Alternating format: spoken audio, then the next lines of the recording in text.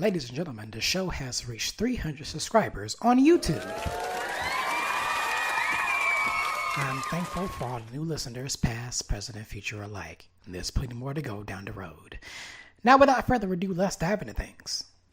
Earlier this week, I went to the movies to see Good Luck, Have Fun, Don't Die, the first feature in some years from filmmaker Gore Verbinski, the same man behind the Americanized version of The Ring, Oscar winner Rango, and several Pirates of the Caribbean movies. And let's just say that this film is very timely when it comes to what's going on in the technical underworld.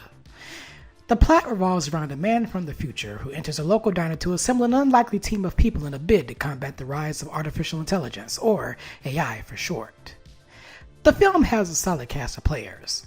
Sam Rockwell plays a lead role of a guy from the future, he doesn't actually have a name, with supporting talents Juno Temple, Peña, Zazie Beetz, Asim Chaudhry, and Lu Richardson, who I often mistook for being Florence Pugh, as members of this team who have also been affected by big tech to some degree. My question is this: why isn't Sam Rockwell doing more leading roles? He was an absolute hoot to watch from start to finish, and I hope we get to see him in more leading roles down the line, as it seems that it's not very often that he's leading stuff. And I had a blast with this film. There were a lot of Mad Hatter scenes that often get experimental with its visual effects. The best thing that I could compare those scenes to in terms of how chaotic it feels would be Adult Swim, a network with content that can be very hit or miss in my eyes, but also mix a little bit of Black Mirror in there and you have a hodgepodge of madness. Like, if this were a TV show on the Swim, I wouldn't have bat an eye. The biggest factor that sold me about this were the sci-fi themes. A time travel fair is guaranteed to be at the very least entertaining, and this one passes the test. Additionally, there is a bit of a sentimental, dreadful vibe when it comes to the supporting characters. A lot of them are reasonably perturbed when something in their lives is greatly influenced by the throbbing woes of AI, so when you see these individuals band together for the greater good of defeating the evil, it is pretty damn inspiring. Considering how serious the disadvantages of technology addiction can be, I do wish that said dread and sentimental vibe was explored a little more, as it takes a bit of a backseat to the absurd, nonsensical themes present. But the serious matters that are addressed, including how the plot of school shootings in the US are just another red letter day, are handled well. The comedic tones also work surprisingly well for me. I did find myself laughing at some scenes with the only other person at the screening with me, my father. Some funny character fates were loony, others were just flat out dark and gory. You never know what to expect, but it is fun. In terms of its messaging, I do think the movie drives the point home that artificial intelligence can be used for a lot of negative things in the society, and there has to be better regulations towards the system and repercussions for those who abuse it, human beings.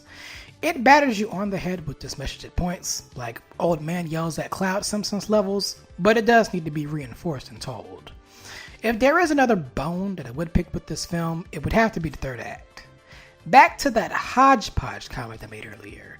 A lot of things get thrown at the table and it can be a bit messy and confounded. For instance, let me throw some out of context comments about the final act that you won't get until you've seen the film. Puss in Boots, bigger than you'll ever see him, and that includes Shrek 4. Caillou, that bald little bastard, is still a mastermind even in live action and should be investigated for his terror immediately.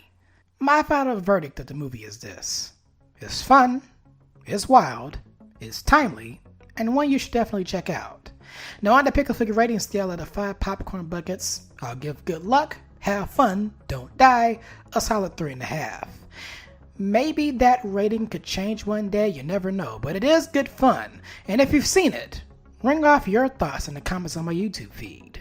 Coming up next on the pod, back to Black History Month theme reviews, I got Judas and the Black Messiah, and down the line, Carmen Jones. Until then, if you want to be in the know from when new episodes are out, make sure you subscribe to the podcast wherever you listen to said shows, and you tell a friend to tell another friend who knows another friend that unblocked that knows that friend to check out the show. All support and feedback is always appreciated. And if you are listening on YouTube, make sure you smash that like button, comment, and subscribe. You know the drill. The show can be found on social media via Twitter, Instagram, and TikTok under the username handle at Pic-a-Flic Pod. That is at PICAFLICPOD. And if review log is your thing, then you may be familiar with Letterboxd, but you can also find non-audio exclusive reviews that I do on the aforementioned Pic-a-Flic Pod username handle. So be sure to follow me there if you use that. Once again, thank you all for tuning into the show. And as always, until the next one, this is the Western Wonder signing out. And don't forget, like the late great Reverend Jesse Jackson says, you are somebody.